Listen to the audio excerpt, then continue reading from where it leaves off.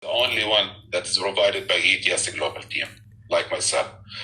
You're not also allowed to any untrained or any accredited personnel to invigilate any session. So if you're backup, if you're going to leave the test room for any reason, and the person who you assigned as a backup, it's not as an unaccredited and untrained personnel, please don't do it.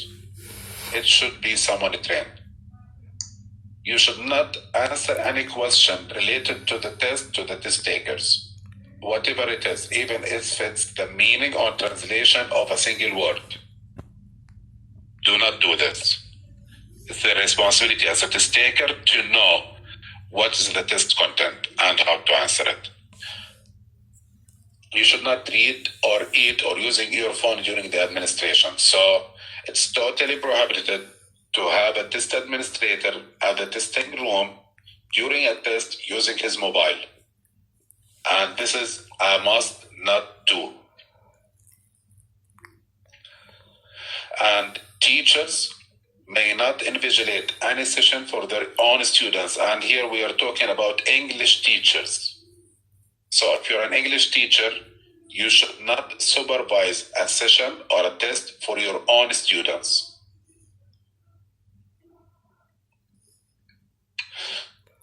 In order for ETS and ETS Global to make sure that these requirements, these regulations are implemented, we actually do audits.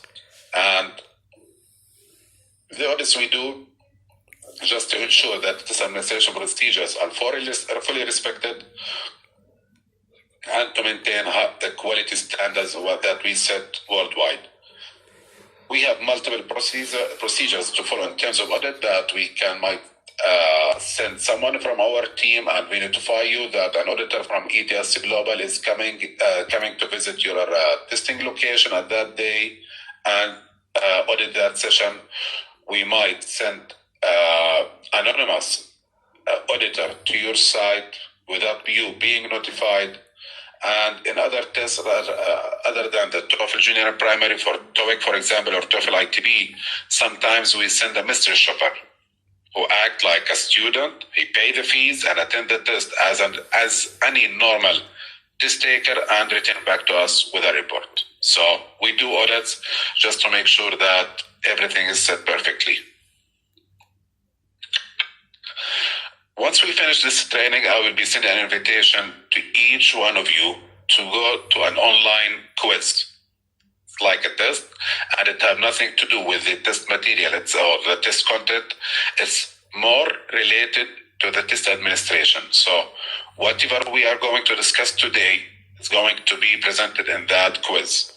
In order to be recruited as a TCA and to be authorized, accredited TCA, you should pass that online quiz with an 85 plus score. And that is valid for 1 year and should be renewed yearly. But this is the only way that you can do test administration or to manage a test administration at your site. But sometimes, even if you are an accredited TCA, some incidents might happen that will lead to canceling your test accreditation or TCA accreditation and lead to withdrawal. Like several suspects of cheating cases happen at your school or at your location. And if an auditor returned to us with a report mentioning that security procedures are not respected and not implemented, so the TCA at that location, his accreditation might be cancelled. So, until now, do you have any questions? Am I going too fast? What do you think? It's okay. I was wondering if you said we cannot test our own students, right? For English teachers. Yes. I was wondering if we could test the students from our school. From your school or outside the school? From my school, but not my students. I'm not teaching those students, but they're from our school. Yes, you can. I can? Yes. Thank you. But But as I mentioned, you are not allowed to help the students in answering anything related to the test itself. So if one of your students, even if he is in third grade or fourth grade, for example, ask for a meaning of a word, please do not do this. You have to find out the answer. Yeah, because even the test content was designed to meet what those students have already reached at their English education. Great, thank you. Okay, so we now go to what needs to be done before you start a test administration. All of that is actually preparation for a test. Now, we are going to the part that, for example, tomorrow you will have the test. What needs to be done?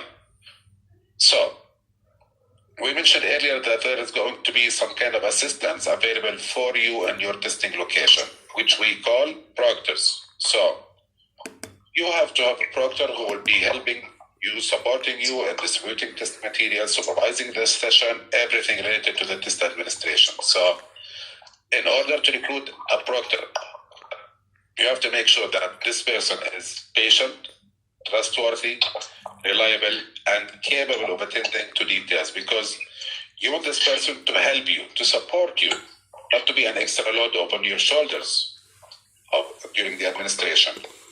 So this proctor does not need even to be trained by ETS team. You can give him an introduction about the test they are going to administer. If it's either Toefl primary, Toefl junior, his rules, you give him the rules that he have to follow and he have to work on. So give him the assignment that I will be providing the instruction for the test takers during that time. I want you to be walking around between the students to make sure that they are fully going after my lead.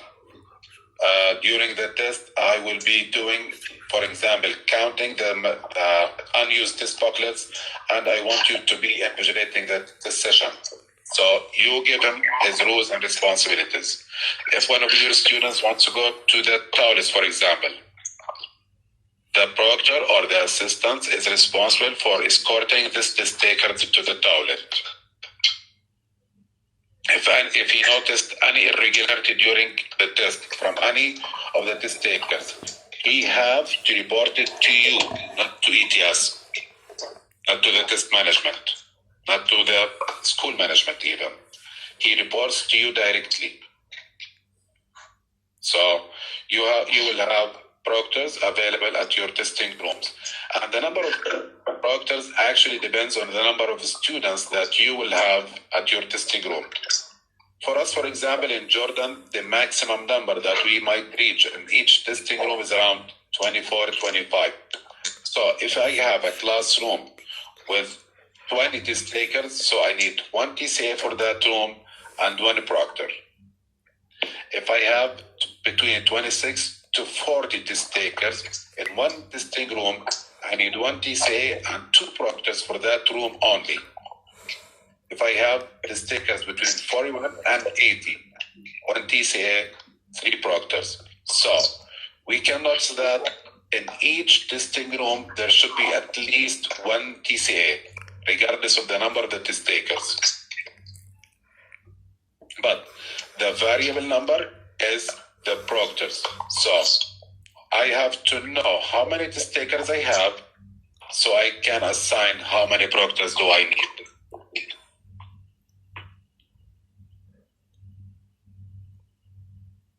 Are we okay with this?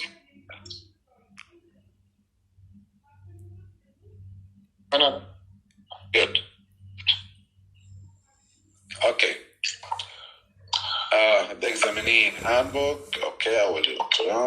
Okay, and there is a junior and primary consent form. Okay. There is a part we are going to see later on the answer sheet. Says school use only. And because the Toefl junior and primary that we are interested in talking about today are assigned for an age between third grade to 10th grade, almost that the students below 18, there is something called the consent form. Consent form, in other words, simple words, it's an approval from the parents for their child or their son to sit for the test. Because, as you know, ETS is an American company, and we follow the American regulations and the American standards. And from one of these standards that if a student is going to sit for a test that is outside from the curriculum of the school, his parents' approval is required to accept that test. Other than that, it will not be used, it will not be accepted. So each test taker, each student who is going to sit for a Toefl junior test or a Toefl primary test have to fill this consent form. And it's available already in the administration manual that I will be providing you later on today, and I will send it as a separate document as well. So you can print it in advance, distribute it to the test takers a couple of days before the test itself, and before he sends the test, make sure that you already have it.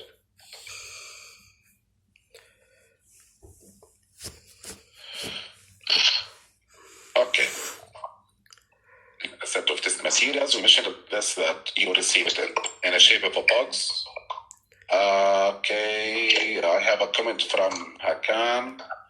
If all 10 of speakers' voice will be heard, I think so that still some of the here finding it hard to hear my voice. So could you kindly just turn off the microphones from your side?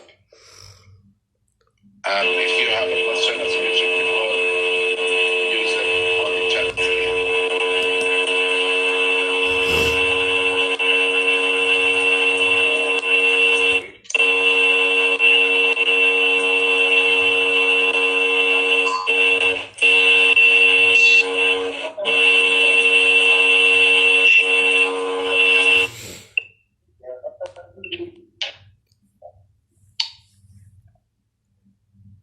I'll mute everybody, not myself.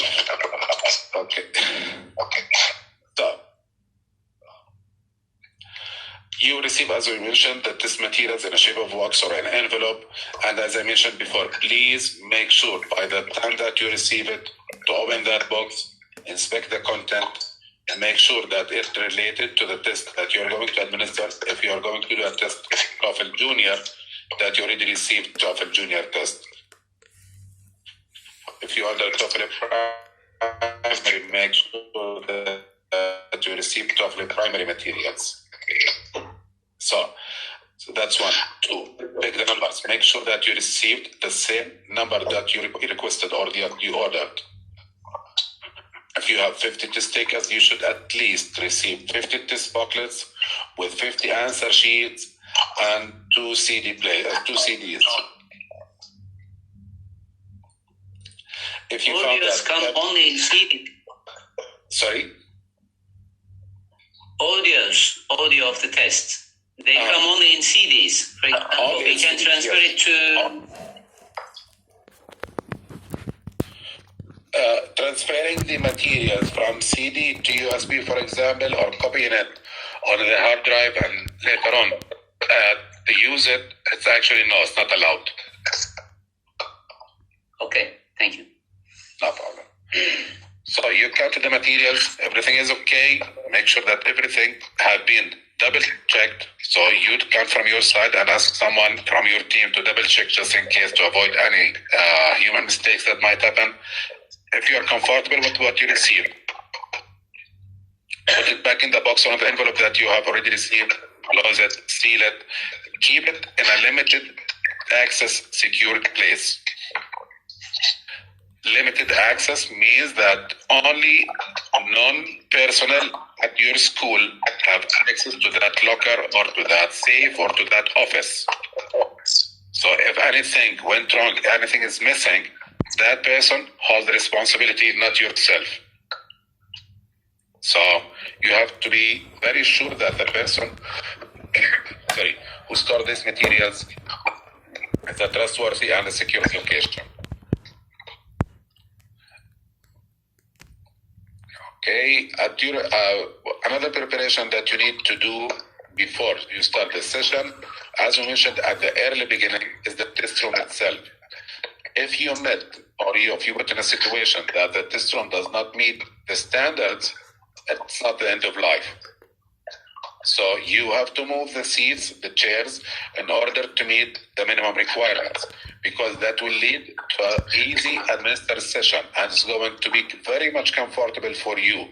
So take the time before you start the test, before you allow the students to the testing room, to at least put a silence sign on the door of the test so you can notify the rest of the school that there is an ongoing test in this room. Make sure that you move the seats, or at least if the seats meet the minimum required distance, which is 1.3 meter on both sides. You might need even to start the AC ahead before you start the test. Make sure the lights are working. A locker or a clock room is outside of the testing room, so that means that no student is allowed in the testing room with any personal belongings other than a pencil, eraser, and a sharpener, and that's it. Before you allow the students to the testing room as well, make sure that you run the CD on the CD player to make sure that the CD is not defected, and at the same time that the CD player is working fine. This is a very must be done before the test in order to avoid the scenario or the situation during the test. So, lockers, everything is available. You can set the students. So, make sure that you have a check-in desk within the testing room. We prefer that you have it in the testing room, which is actually, in other words, it's your teacher's table. So this is available. Make sure that the distance, as we mentioned, 1.3 meters between each two test takers. A table identification is available and set on each desk.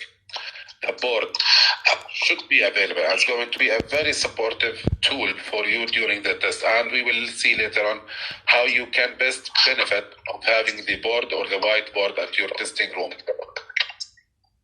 You should have, as we mentioned, a clock, a CD player, and a good quality speakers to deliver the listening section. So we mentioned the board. It's a paper-based testing, and the students will do the answering on the answer sheet. Why do I need a board or a whiteboard to be available in every testing room? Actually, I can use it to demonstrate for the students how to fill the answer sheet. So I can put examples for them.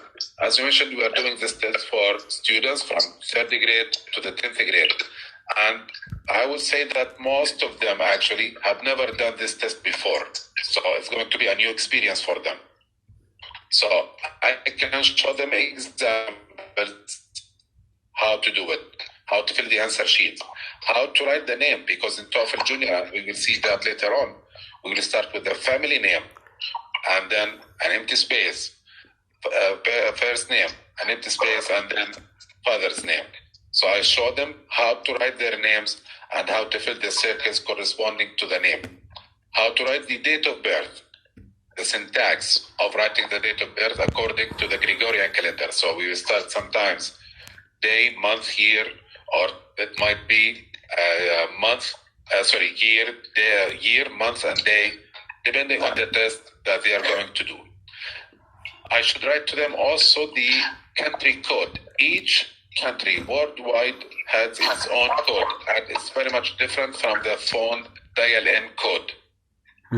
So there is a code for every country. I should write this code on the whiteboard, and the language code as well. Each language worldwide has its code, and these numbers should be indicated or reflected on the answer sheets. I should write it on the whiteboard. I also have to write them the test version number or the test form, because all the students in one testing room, they are going to do one test form. So I should write it on the whiteboard for all of them. Also, the test center name and today's date. All of this information will make it very much easier for you as a TCA to train the students how to fill the answer sheets, or to guide them how to fill the answer sheets. Once this part is done, for instructions on how to fill the answer sheets, and you already started the test, make sure that you erase everything and only put the start time and the end time of the test. This is the main idea that we said earlier before, that you will have to have a clock at your testing room. So if you write the start... Excuse me, can I ask a question, please? Sure. What is the test version number? I got confused on that. It's the test form, actually. So for Toefl primary, for example, it's only one test that's true. It's Toefl primary. But from the Toefl primary, we have around 8 forms available. For example, Form A, Form B, Form C, Form D. For Toefl Junior, we have even more, around 15 forms available, or 15 versions. So this form, or this version of the test that we are using in that testing room, for you as a TCA, you should write it on the whiteboard. When seating the takers, when you're seating the test takers for the test or doing the admission process for the test takers, make sure that no student is allowed to select his seat. Do not let them select their seats, because you might not face it with the Toefl primary students who are going to be from 3rd to 6th grade, but you might face it with the 10th grade students who are going to sit for the Toefl Junior.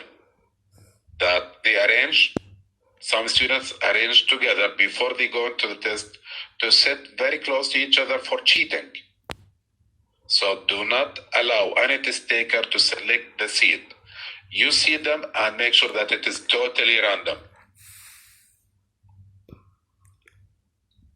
Once you allow the students to go into the testing room, I prefer, and it's actually a requirement, that you provide an attendance sheet. It's good for you and for your management and for us as ETS that you should provide us with this sheet, because it lists all the test takers who attended that session. So if there is going to be any payment-related issues, for example, we have a reference from your side stating that this person have attended that session on that testing room under that supervisor or supervision. So even a reference for your financial department, for example, or for your management. This is going to be a very handy, very easy reference tool for all of us to identify the attendees, and if there is going to be any special requirements, any special cases, any irregularities happen, even we can refer to this sheet. What we prefer sometimes to have, but it's not a requirement for Toefl Junior and Primary, it's the the seating plan. As you can see, the seating plan is very easy to do. You can do it in a very plain white paper and just draw some kind of boxes locating each student location within the testing room. This is going to be helping us actually if we face any cheating attempt that the system recognizes at our side as a cheating attempt, we will refer to the seating plan and identify each test taker location. So if there is going to be an actual cheating attempt that you didn't notice as a TCA, or it just happened that both students have the same score, for example. So for you as TCA during the test, the Proctor is going to be supporting you and helping you in invigilating the session. You can actually produce those two documents, the attendance sheet and the seating plan, and you return it back to us with the returned materials. So we reached to the part now. All the students are in the testing room and we are about to start distributing the test materials for them to start the test. But at least before you do so, as we mentioned before, make sure that they have nothing of their belongings, especially smart devices like mobiles, smart watches, smart gadgets, whatever it is. It's not with them. They are not using pens. They are only allowed to use pencil. And advise all of the test takers before you start distributing the test materials that they should use the restrooms if they are willing to. Because if you are going to start with the listening section, like in the Toefl primary, students actually are not allowed to leave the test room during that section. So advise the students before you start the test that if they are willing or they wish to use the restrooms, to do it ahead. So the devices, the tools, the things that are not allowed in the testing room. It's a very long list, and it's not rigid, it's not fixed to these items. You can add as much as you want, but you cannot remove. So food and drink for the test takers during the test is not allowed unless he have a medical case and he provided you with the medical reports from an authorized agency or from authorized hospital. Even water is not allowed? Dictionaries in any type is not required. Mobile phones, totally prohibited. Photo or video recording devices like smartwatches like smartwatches, which is Unmuted. with camera, is totally not allowed. Even the water is not allowed? Even the water is not allowed because it happens several times actually in our region that we receive destroyed answer sheets because the students spilled the water in the answer sheet.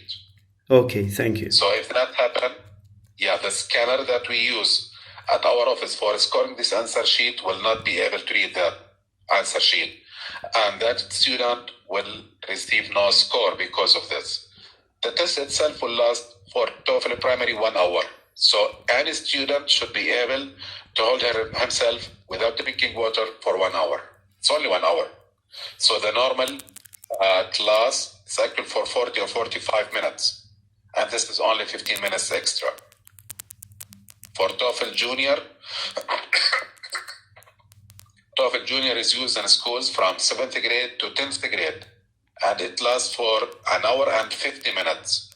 So I think the students at that age can hold themselves without drinking water for around 2 hours. Calculators, even if it's not related to the test, it's not allowed as well. Note paper is allowed for Toefl Junior and Primary, but it should be provided by the TCA and collected back by the TCA. You can provide them with scratch paper, but you should provide these scratch papers and you collect it back after the test. No student should be allowed outside of the testing room with a scratch paper in hand.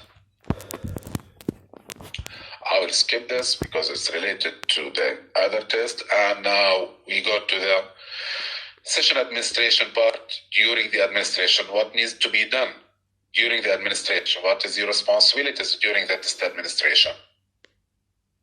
So once you have all your students within the test room now, you have the silence sign outside of the testing room at the door. All of the students, everything is okay. You moved the seats to the adequate required space. Everything is okay. So you're not going to start the test. If you have a late arrival test taker who arrive after you, we recommend that they are allowed to sit for the test as long you did not start the test itself. So you're in the phase, you're giving instructions of the students how to fill the answer sheets, but you didn't start the test itself. They didn't open the test booklets. You didn't start the listening section of the test. They are allowed. But once the test booklets are opened, no. You can assign them another session, but they are not allowed at that session exactly. So you will be giving around something between 30 minutes, 20 minutes, or 40, depends on the type of the students that you have, to give them instructions how to fill the answer sheets. Because from the moment we started, we were talking about answer sheets. It looks like, this. Okay. This is the Toefl Junior answer sheet. So it's double-sided. It's one paper, double-sided answer sheet. Can you see my mouse cursor on the screen? Yes. No, we can't see now. Okay. When you're supposed. Okay. Okay, great. So at this box it says print your name and your first language. So each student, you'll give them instructions that you have to write your name in Arabic, in English, in Kurdish, in Persian, whatever his language is, to write it here in this box where it say name and native language. test center name is the school name. And I prefer that you ask it to spell their school name, their class. Just to make it easier as a reference in case we require any additional information about the student. This box, it says this date, the date of the test. Remember are you sure? Now, okay, now I see. Yes. Now we see the form. Okay. So, this is the version number that we talked about. Do you remember when we were talking about the version number or the test form? This is the place we have to fill it, where it says form code. This small box, it says school use only. And it says, is consent form on file? Do you remember the part when we talked about the consent form or the parents' approval for the students or for their child to sit for the test? This is where it should be filled. And in every student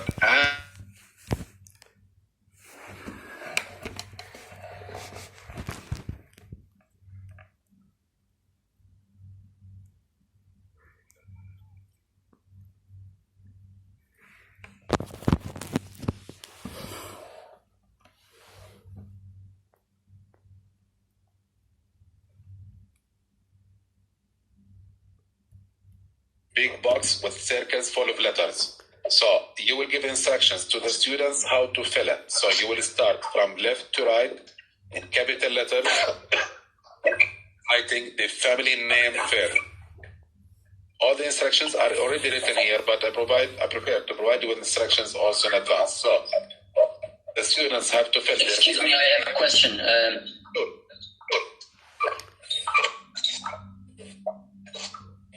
Written there in the form code. Yes.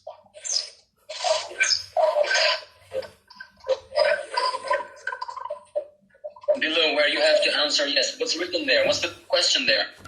Is consent form... I can't read it well. Is consent form on file? In other words, it means... On file, okay. Does the parent approve their son to do the test, yes or no? If it's no, there's going to be no score for that student.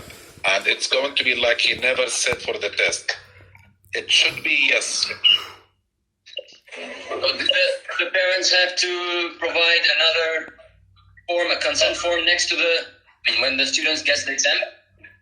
Yes, actually, this is one. Or just by ticking yes, it's all right. It should be yes either way, and if the parents are going to pay as money fees for the test, it's considered as an approval. Okay. Because the student, the test taker himself as a student, he doesn't have money to pay for his test. So that means that the parents will pay for the test. At least there should be one consent form provided by the school management that all of the students have been approved by their parents to do the test. But as long as it's small numbers, we prefer to have the consent form. If we're going to talk about large number, like for example, next month I will have an administration at a school in Jordan for 2,400 test takers in one day, in one session. I cannot go collect 2,400 consent forms from all of the students. It's going to be something like impossible.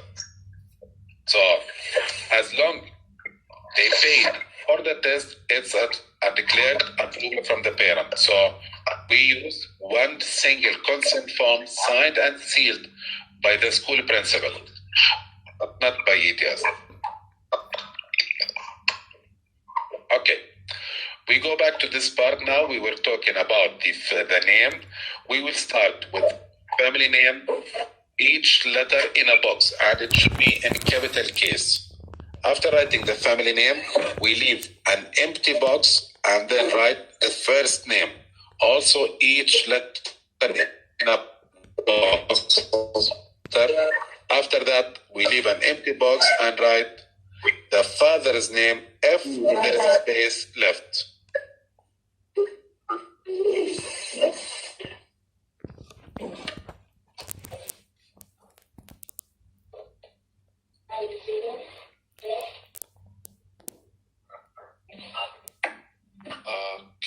I'm trying to do something here actually.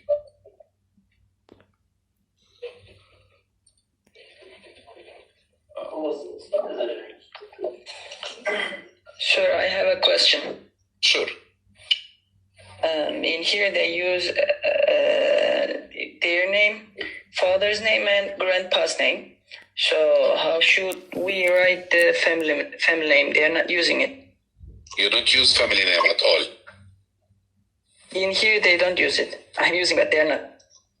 Okay, this is a new case actually we've never had before. So in this case, you start with the grandfather name, first name, father name. Okay, many thanks, sir. No problem. Arkan Majid, are you the reason behind this noise? We caught you red-handed. No, I'm not. I'm not. No, I'm just kidding. I swear. You have It's okay. I'm just listening. If there's anything to speak, I will. No, sure, it's okay.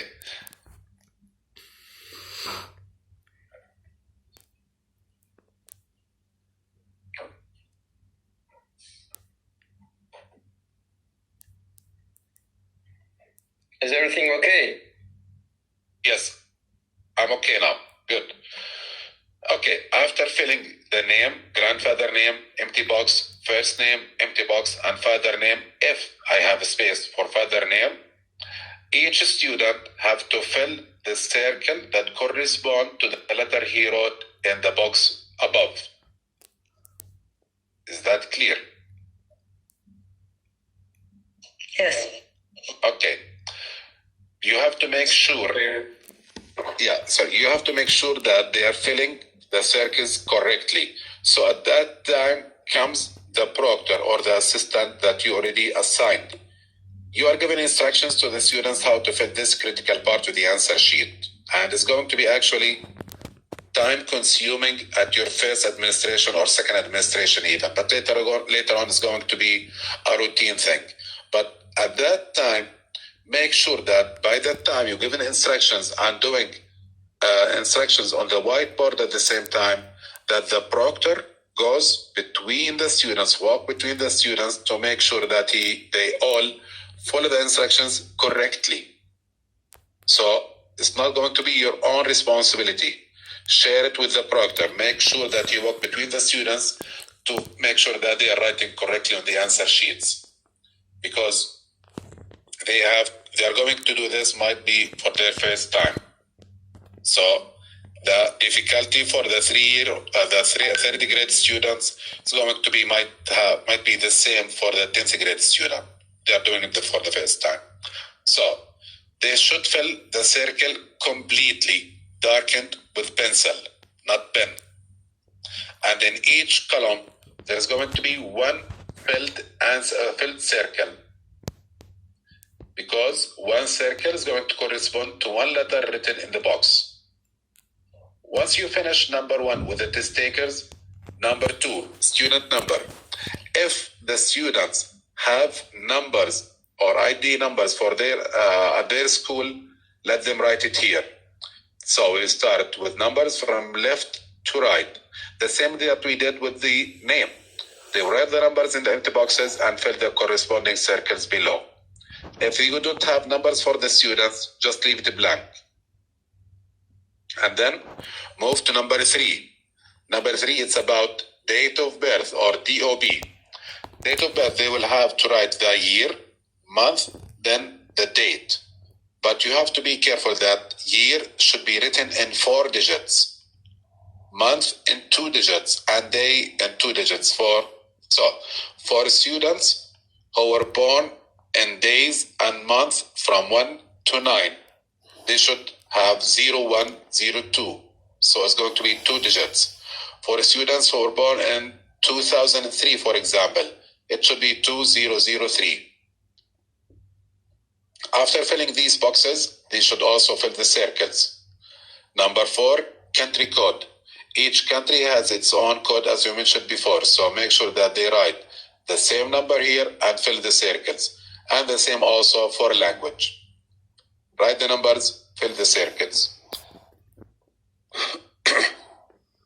Questions from 6. So, the language code can be for the students.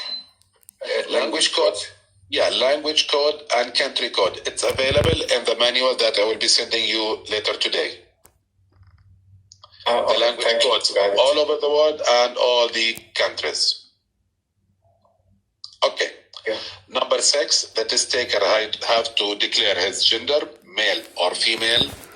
Number 7, what is your current grade level? He should indicate his current grade level. So we have elementary school, that's until 6th grade.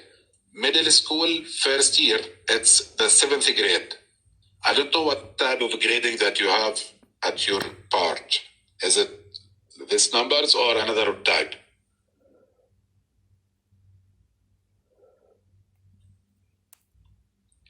Do you use this category like 7th grade, 8th grade? Unmuted. Yes, sir. Okay. Yeah, we are using We it, have sir. the same We are system. using. Okay, so middle school, first year, it's the 7th grade. Middle school, second year, 8th grade.